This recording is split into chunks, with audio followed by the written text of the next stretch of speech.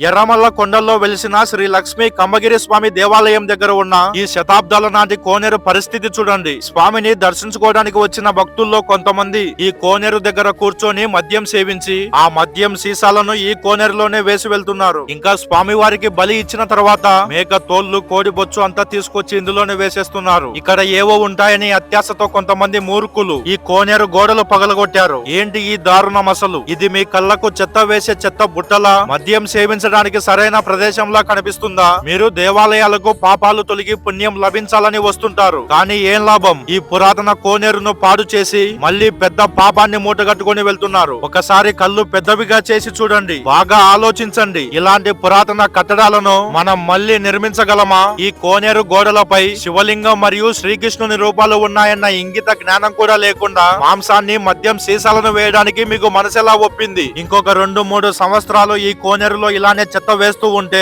ఇది పూర్తిగా చెత్తతో నిండిపోయి కనుమరుగైపోతుంది. దయచేసి ఇకపై ఇందులో చెత్త వేయకండి. ఈ కోనేరు దుస్థితిని చూసి చలించిన కమ్మగిరి స్వామి ఆలయ ఈవో రామకృష్ణ సార్ గారు మరియు ఔకు ఎస్ఐ అశోక్ సార్ గారు ఈ చారిత్రక సంపదను రక్షించాలని నిర్ణయించుకున్నారు. వారి ఆధ్వర్యంలో ఏప్రిల్ 12వ తేదీ ఆదివారం రోజున ఉదయం 6 గంటలకు మా పూర్వ సంపద రక్షక సేన టీం ఈ కోనేరును శుభ్రం చేసి మళ్లీ దీనికి పూర్వ వైభవాన్ని అందించడానికి వస్తుంది. కమ్మగిరి స్వామి భక్తులు మరియు ఆలయ చుట్టుపక్కల గ్రామస్తులు ఆ రోజు ఈ కార్యక్రమంలో పెద్ద ఎత్తున పాల్గొంటారని ఆశిస్తున్నా. నంద్యాల జిల్లాలోని అవుకు మండలంలో ఉంటుంది ఈ కమ్మగిరి స్వామి దేవాలయం. శుభ్రం చేయడానికి వచ్చిన వారందరికీ కమ్మగిరి స్వామి నిత్య అన్నదాన సత్రంలో టిఫిన్ మరియు భోజనాలు కూడా ఏర్పాటు చేయడం జరుగుతుంది. జై శ్రీరామ్, భారత్ మాతా కీ జై. ఓం నమో భగవతే వాసుదేవాయ.